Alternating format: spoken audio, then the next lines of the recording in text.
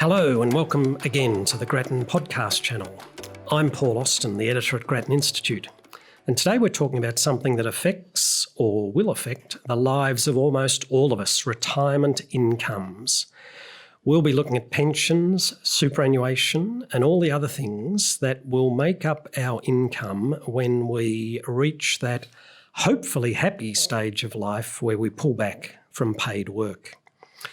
To discuss these issues, I'm joined by not one but two Grattan gurus. First, the director of our Household Finances program, Brendan Coates. Hello, Brendan. Hi, Paul. And second, Grattan associate Jonathan Nolan. Jonathan, welcome to you. Great to be here. Brendan and Jonathan have just sent a detailed submission to the Federal Government's Retirement Incomes Review. You can read that document on our website, and I'll come to some of the specifics soon. But first, Brendan, I'm intrigued. Why has the government seen the need to commission a review of retirement incomes? Well, Paul, the review actually came from a recommendation from the Productivity Commission when it looked at superannuation fees and costs and recommended as part of its final report there that we should consider the retirement income system as a whole and particularly do that before compulsory super goes to 12%, which is an issue I'm sure we'll talk about later. So Treasurer Josh Frydenberg announced the review in the first half of last year. It's now underway and it's due to report by the end of June. And the reason why I think this review is really important is retirement incomes is a very big, enormously costly, enormously complex enterprise. And there hasn't been a wholesale review of the system for a good 30 years. We had the Henry Tax Review 10 years ago that looked at some of these questions. But we haven't really looked at how well the system's doing, whether it's cost effective, whether it's delivering adequate incomes to all Australians for a very long time. And given the kind of things that you have with retirement incomes policy, where it affects people's lives out of the course of 30, 40, 50 years, it's really important to think about how the system works together and whether those policy settings that we've got in place are actually the right ones for the long term. You've given your submission the title Balancing Act. What's the balancing act in retirement incomes, Brendan? Well, I think what we're really trying to get at here is there is a series of trade-offs. So retirement incomes are not costless. So either people have lower living standards while they're working if they save more, or governments give up tax revenue for superannuation tax breaks, or taxpayers pay more for pensions. And at the art of retirement incomes policy is really trying to balance these trade-offs and use the different parts of the system in order to best deliver adequate retirement incomes to all Australians, essentially at the least cost we can.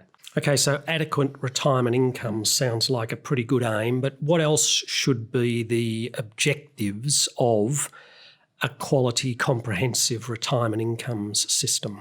Well, just on adequacy first, it's worth being clear that there's really two objectives.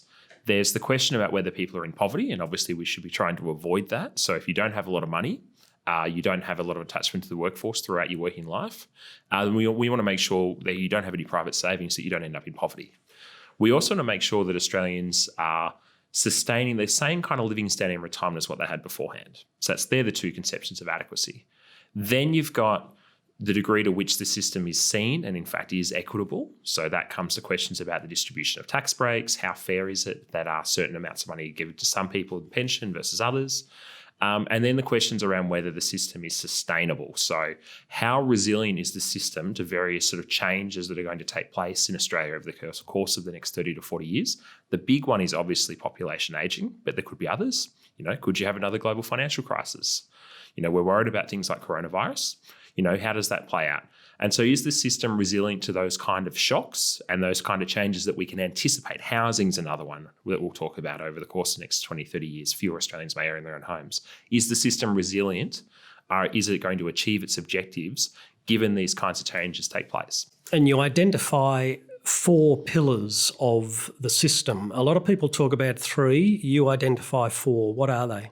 I think in short, the pillars are 1, the age pension, or really you can probably think of it more broadly as the income support system. So it's there to help those that don't have a lot else, to make sure that they have an adequate retirement income, that they are comfortable, that they're not living in poverty.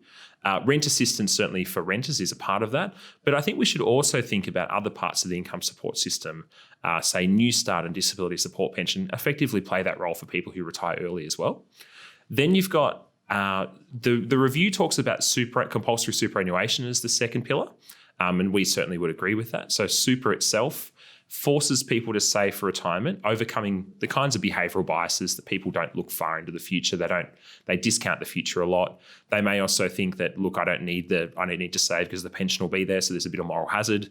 And so compulsory super helps people to save enough to have as good a living standard in retirement as beforehand.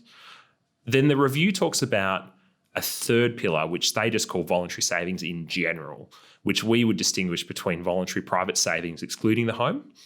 So this is things like, voluntary super contributions, other financial assets, investment property. People are saving via these vehicles. It's all voluntary, so no one's being compelled to do it, but it certainly gives you a higher living standard in retirement, and some of these things are taxed rather concessionally, certainly super. And then you've got home ownership, which we really distinguish from the other parts of the retirement income system because it's, one, very large. It tends to be the largest pillar. Two, it tends to be something that most Australians have, even though it's voluntary. So home ownership rates amongst older Australians, typically north of 80%. And it tends to be taxed very concessionally and treated in a very different way in things like the pension means test and other savings. So we think it's worth thinking about that as a separate pillar because the dynamics of how that's going to change are really going to matter to whether the system's achieving its objectives in the long term. Okay, but can I go to those first two briefly? That is pensions and superannuation. Am I right that the long-term goal is or should be to replace the pension with superannuation?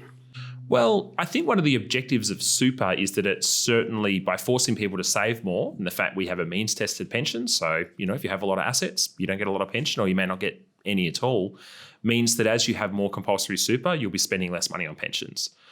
That's certainly an objective that's floated around at various times since the introduction of super, although it is contested sometimes as to the degree to which it is an actual explicit objective of the system. We don't think it's something that you should be seeking to achieve it of its own ends. So the pension obviously is there for low-income Australians to have an adequate retirement income, but it plays a bigger role than that. It actually helps middle-income Australians to have enough in retirement. So even for a middle-income earner, it's probably half their income in future. And it provides really important benefits in terms of insurance against longevity risk, the risk that you might outlive your savings, where the returns are low. So if you have a global financial crisis, you might have less super, but you get more pension. So it plays a really important role in insuring retirees, even middle and sometimes high income earners, against those kind of risks. We would say don't increase super to the point where it replaces the age pension as well, because it would force Australians to save for a higher living standard in retirement than what you'll have beforehand. Because the pension's going to exist, it's going to have some means test, a taper rate that's not going to be too aggressive. That inevitably means middle income earners are going to rely on the pension. If you make them save so much to replace that, you'll essentially be making most Australians save far too much. Jonathan, can I bring you in here? Brendan identifies perhaps the most fundamental aim of a retirement income system is to keep people out of poverty. If that's the aim, we're failing at the moment, aren't we? Yeah, it's a really good question. So the max rate of the age pension for a couple who own their own home right now is $36,000. And at that rate, a pensioner couple is sitting right at the poverty line. Sometimes they're above it, sometimes they're below it. The difference between pensioners who own their own home and the rest of Australians, though, is that they're freed from the burden of having to pay rent or the mortgage every month. So when you take the cost of housing into account, rates of old age poverty in Australia are very low. So less than 10% of pensioners are in poverty after housing. And many people who are in poverty after housing are, when you count their income, have significant wealth that they're choosing not to spend. So the pension is a safety net for all retirees. And so it can be very close to the poverty line. But the important thing about the pension is that it protects all retirees from the types of severe poverty that working age people can experience, because it's a floor that you can't go below. And that's why when we ask retirees how they're faring, they tend to say they're more financially comfortable than young people. So if you ask retirees, did you have to use charity in an emergency recently, or did you have to pay a bill late or pawn some of your possessions? Working age people are much more likely to say that they've been in a high stress situation like that. And when you ask about their general financial comfort, again, working age people tend to be less comfortable than people who have reached retirement. So, Brendan, this comes to a pretty important definitional question, which is exactly how should we measure adequacy in retirement? How do we know when we've got enough? Well, I think it goes to the core objectives of the system. So we think of what is an adequate retirement. It's two things: not being in poverty, which is what Jonathan's talked about, and replacing your living standard that you had pre-retirement. Now, the term living standard there, sounds innocuous, but it actually has a specific meaning, because we're not saying you need as much money in retirement as what you had beforehand, for a couple of reasons. Typically because your typical retiree will get to retirement and they'll own their own home. They'll get to retirement and they'll spend less on things like eating out and spend more of their time cooking for themselves. They're no longer looking after kids or covering the costs of raising children.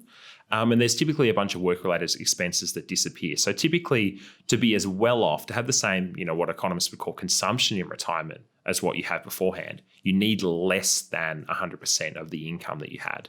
And the number that gets bandied around, certainly in the international literature, is about 70%.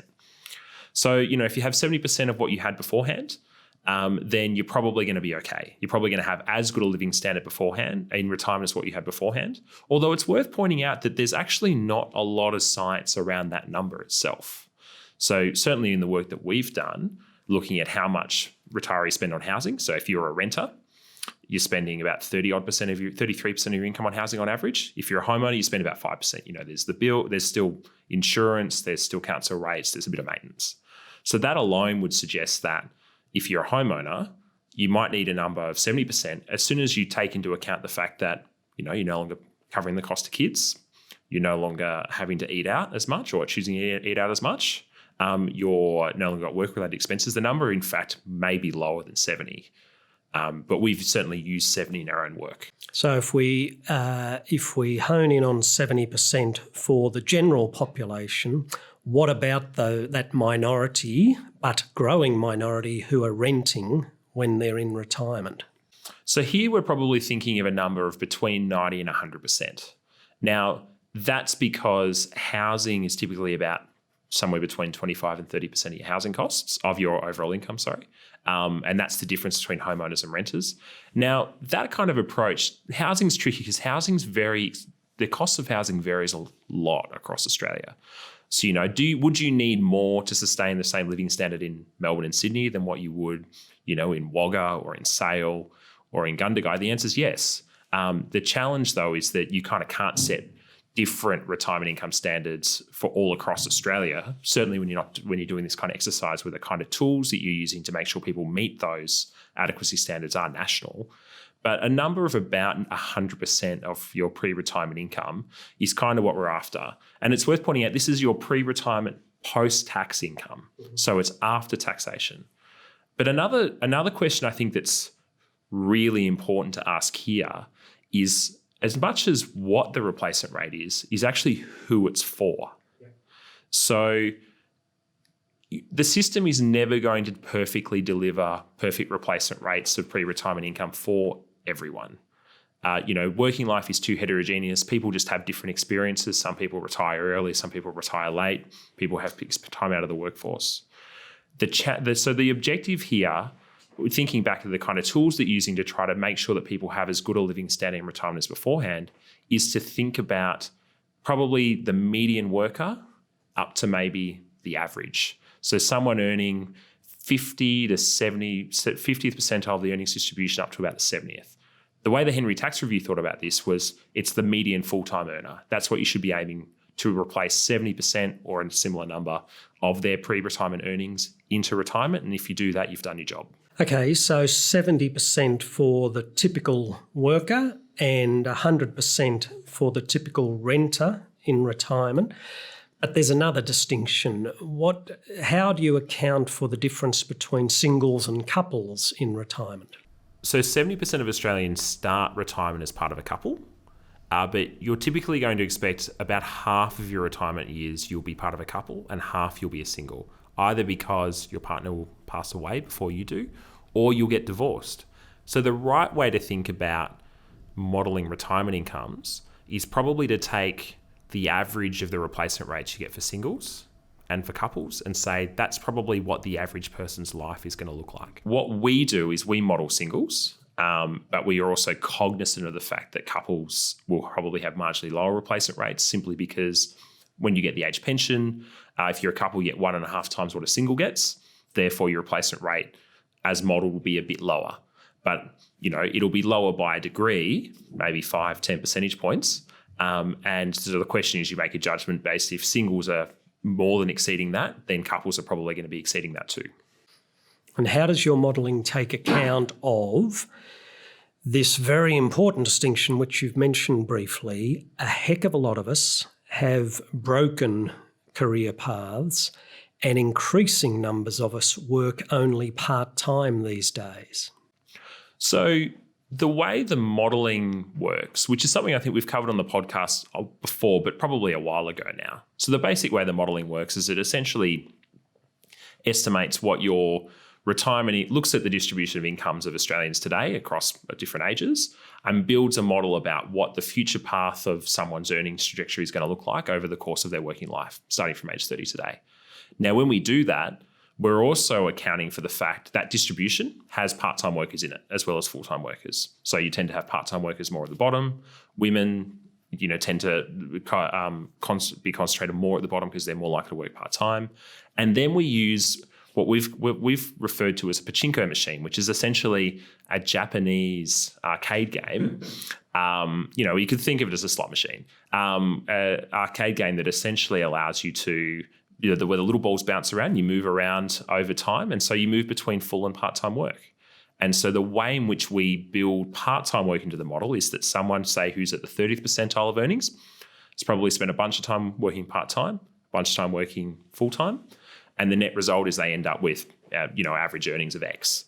We then, on top of that, build in career breaks. So the typical model, or the baseline model assumes that you start work at age 30, you work until you're 67. Now, a lot's been made of this in the public debate, but the way to think about it is it's really a simplifying assumption. Most Australians are in work by 25. In fact, more than half are in work by about 23. That means that we're building implicitly about a 5-year career break. And then on top, we model scenarios where your career break's longer. You take an extra 5, 10, 15 years out of the workforce. Okay, so most of us have started work by our mid-20s, but let me look at the other end of the life cycle. How long should my retirement income last? Because I hope you won't mind me saying that I think I'd feel more secure if it lasted till I was about 100, Brendan. Well, we should all be optimistic about how things are going to go. I think the reality is that we model the average life expectancy of someone who's 30 today about what they're expecting to live to, which is going to be 92 years. Now, the reason we do that is twofold. One, we're trying to model the typical working life and retirement path. So naturally, there's going to be a lot of variation around that. And so you'll get quite a lot of people, half, will live longer than the age 92. We're assuming that they draw down most, but not all of their assets by that time. So essentially, when you get to retirement, you set aside 10% of your income, your assets, and that's put aside, and that continues to compound. It continues to earn returns, and that's what's there to help you with a buffer for essentially what you're referring to is longevity risk, the risk that you outlive your savings. In addition, obviously, for most people, the pension is actually a form of longevity risk insurance. So even someone who's at the median, because the pension's benchmarked to wages, it grows throughout your retirement. Now, something we've talked about a lot on this podcast before, but not for a little while, we haven't actually done a super podcast for a while, is that spending tends to decline as you get older. Jonathan, you've looked into this, I think. Tell me a bit more, because Brendan's not allowing me to live to 100, but he's giving me 92 years. Well, I mean, I think what Brendan's saying is if you live past 92, you'll be doing pretty well as well. We did a lot of analysis about how people spend as they age, but probably the most important thing for listeners at home to do is to look at their parents and their grandparents and the people in their lives that are into retirement and into their 70s and 80s and have a think about their spending. I know my granddad has the same furniture he had 30 years ago, and he certainly doesn't go on as many trips as he once did. What we found in our research to back up this intuition is that as people age, they tend to spend less on leisure activities, transport, the sorts of things that younger people might spend money on. And it's not because they run out of money, because our generation of older people has about the same amount of money they had when they retired on average. They're keeping their nest egg and they're just choosing not to spend as much. So, Brendan, it strikes me that reading your submission, listening to Jonathan, listening to you now, it strikes me that this is actually quite a good news story. Your modelling, your research, your submission suggests to me that most of us are going to be reasonably financially secure in retirement. That's right. So as long as you own your own house, you should probably be pretty good. So the system as it stands, as Jonathan mentioned earlier, for retirees today, they're doing pretty well. They're more financially satisfied than other cohorts in society. They're net savers. They're certainly under less financial stress. And that accords with what we're modelling for retirees going forward, or projecting for retirees going forward, which is essentially that they'll replace their pre-retirement living standards. In fact, in most cases, they'll more than replace them. And so the system essentially is doing its job. Compulsory super is very effective.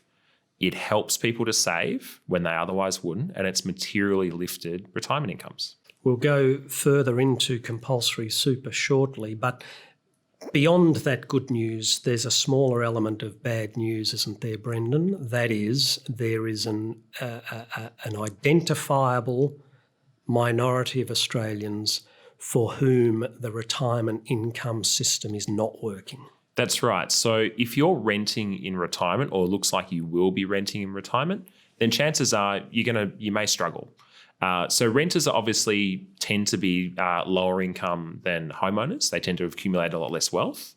But beyond that, if you're renting and then you're spending 30% of your income, and therefore spending 30% of your income or more on housing, that really stretches you if you're on the age pension. So we see that today, that rates of poverty and financial stress amongst renters in retirement are very high, particularly if you're living alone. And you see this more and more, where as fewer Australians can expect to own their own home, so home ownership rates are falling particularly fast amongst younger, poor Australians, essentially the bottom 40%, then you're going to see a growing number of Australians that reach retirement without owning a house, and they're going to have money set aside in retirement to help them. And if they're, on the whole, probably not saving enough now or not being supported enough, and therefore, we're looking down the barrel at a rising underclass of Australians that reach retirement as renters, and they're really going to struggle. Jonathan, a rising underclass of Australians in retirement. You've got some specific recommendations to help tackle that problem. That's right, Paul. And the first two things that are real no-brainers is rent assistance and Newstart. They've both been flat for around 20 years, but Australia's been growing, and it's becoming more and more clear as time goes on that the amount people get in Newstart and rent assistance is not enough, and it's getting further and further away from what is a reasonable amount to live on. And I say Newstart because there's a growing number of people who are in their late 50s and early 60s. And a generation ago, they might have been able to rely on the disability support pension to sort of bridge them to retirement. But the gates have shut on the disability support pension for a lot of those people. The rules of eligibility have changed so that more and more people are finding themselves on Newstart instead. And what they're finding is that it's not the Newstart it used to be. So many people have said Newstart needs to increase by $75 a week in order to compensate for that. And we think that it should go up by at least that amount. And we know that being on Newstart is tough, but being on Newstart and being a renter is the toughest situation you can find yourself in. We know that when we look at rates of financial stress, renters are really doing it tough. and yet rent assistance hasn't gone up.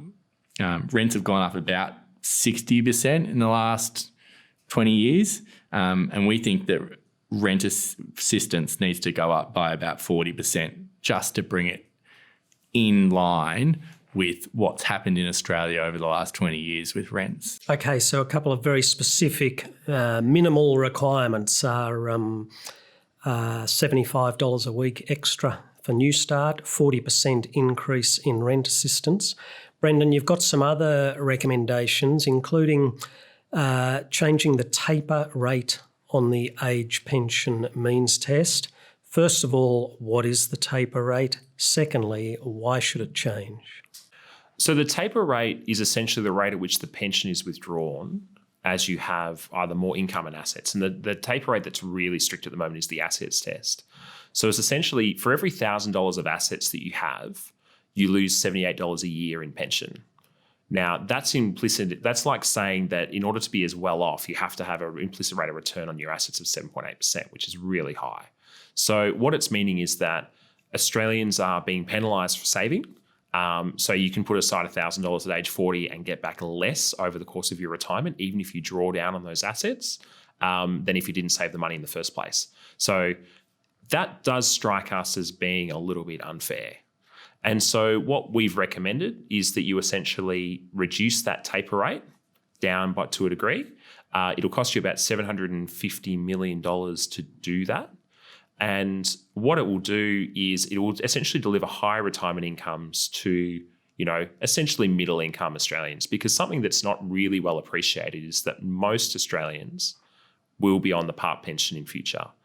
The thresholds for getting the pension, for the eligibility thresholds for the income and assets test, are only indexed to inflation, whereas obviously incomes grow with wages. And that means that even someone who's a full-time minimum wage earner for 37 years, when they retire, they'll start on a part pension, whereas today they're definitely receiving the full pension. So it's going to matter a lot to that cohort.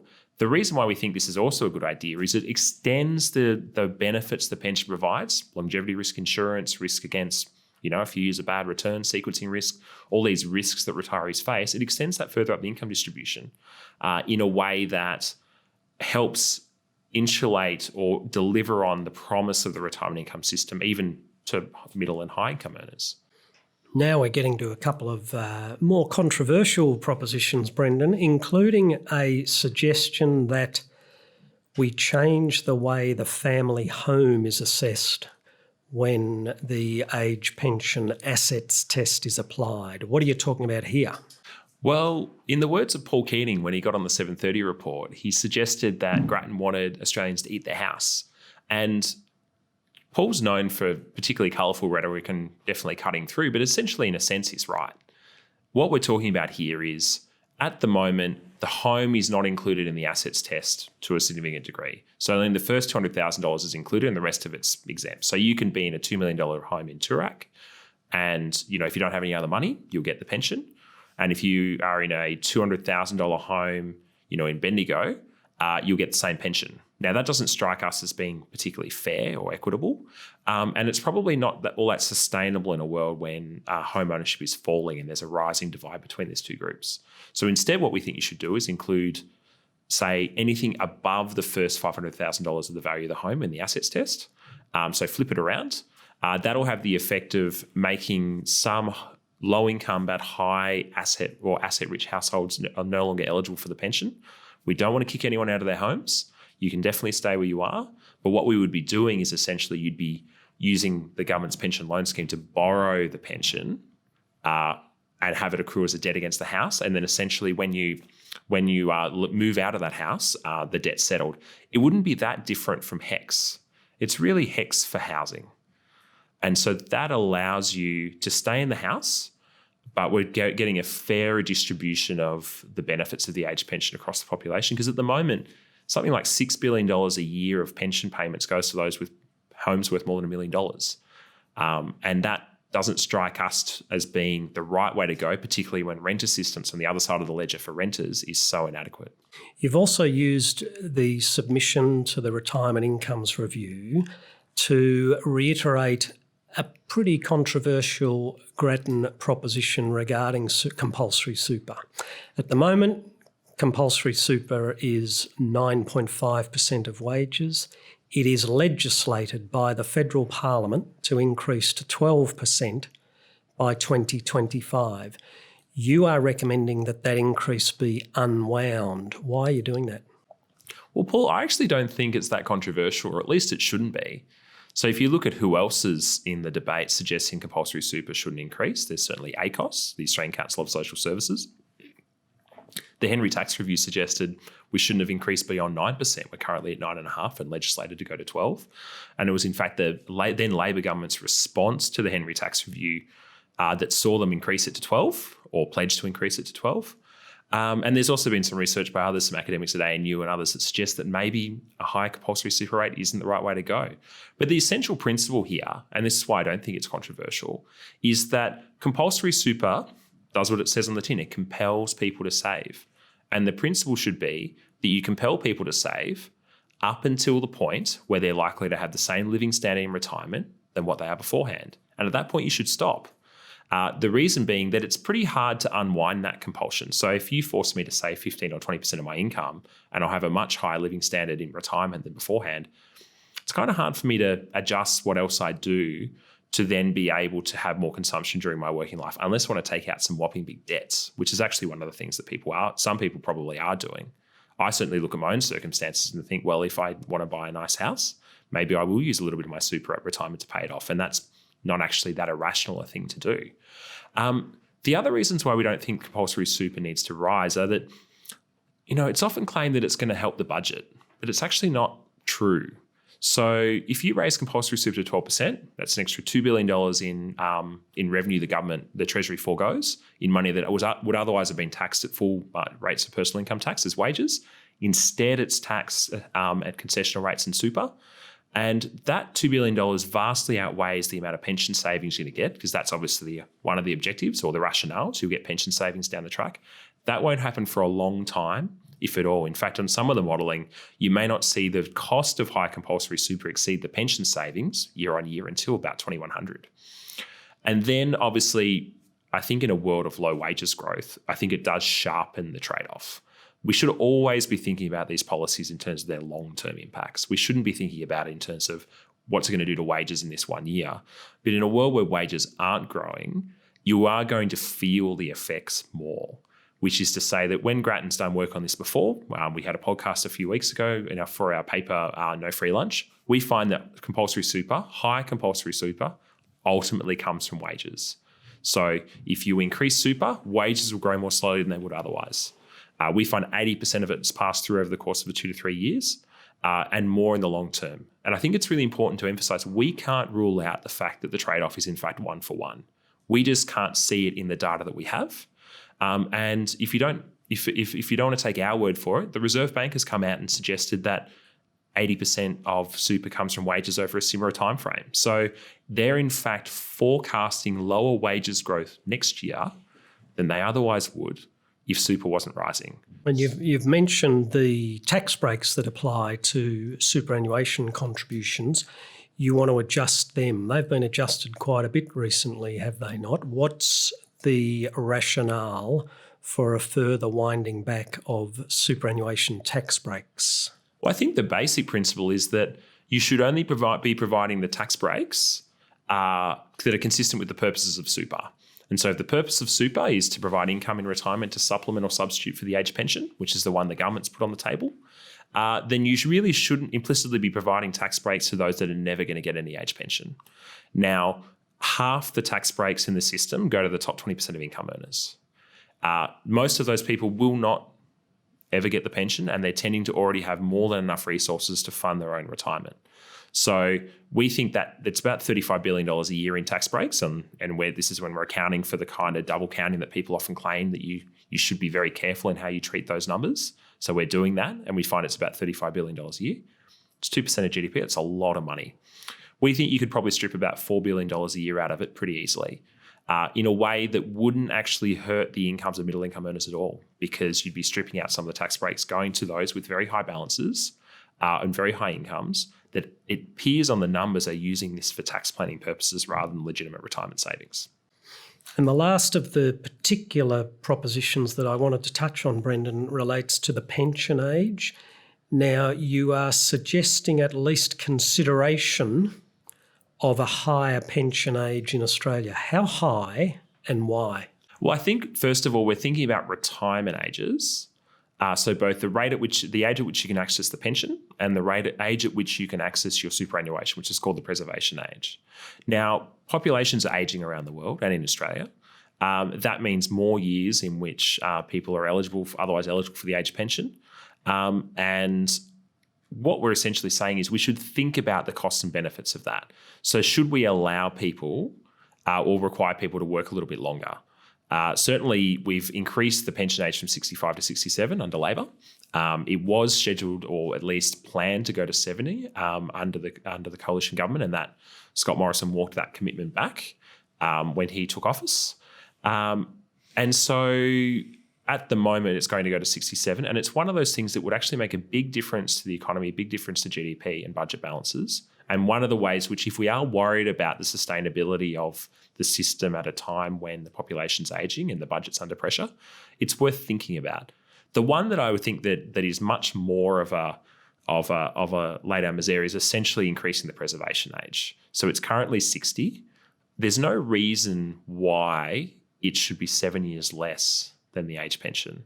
So you certainly should be thinking about raising it by a couple of years at least. And the Productivity Commission suggested back in 2015 that you could raise it. They didn't recommend this, but they run a scenario where you raise it to 65 and it improves the budget balance by about $7 billion a year, largely because you're getting rid of some of those tax breaks. Because as soon as you get to preservation age, your super earnings are tax-free for the rest of your life. And that's probably not sustainable and not equitable in a world where younger Australians are having to pay for the costs of these benefits to older Australians at the same time as older Australians are taking themselves out of the tax system. So, Brendan, sum up for me. I want you to imagine that your submission to this review is so warmly received that government embraces your plan in its entirety. So we're now in a world where all these recommendations we've been talking about have been implemented. Describe for me how retirement would be different for Australians. The main difference would be that all Australians would be able to look forward to a comfortable retirement. That is to say, they would not be in poverty, even if they're a renter, and they would be replacing at least 70% of their pre-retirement income, so they'd be as well off in retirement as what they were beforehand. And that is the objective. That is what we're aiming for. I think there's a tendency in this debate to say that you shouldn't change retirement income policy because it'll reduce confidence in the system or it's unfair because it's retrospective. Yet some of the changes we've made to retirement income, and some have said that we should only change retirement income policy, say, with every intergenerational report.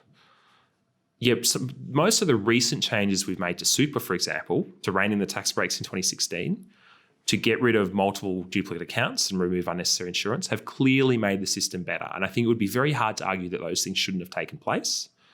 The bigger threat to confidence in the system is, I think, probably the 2006 reforms where we essentially made superannuation far too generous, and we've spent a decade slowly chipping away at them. So the priority for the review and for policymakers is to think about the system holistically, work out what needs to change, although the review won't make recommendations, by the way, but it will make findings about how the different parts of the system are functioning, is my suspicion. If change is desirable in the long term, it should be done now.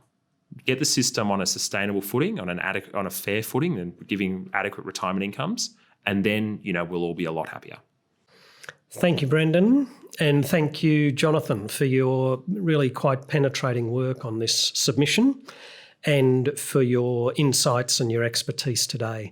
And thank you to you, our listeners. If you'd like to read Brendan and Jonathan's submission to the Retirement Incomes Review, or indeed any of Grattan's reports and articles on superannuation and retirement incomes more broadly, go to our website, grattan.edu.au. It's all there, live and free.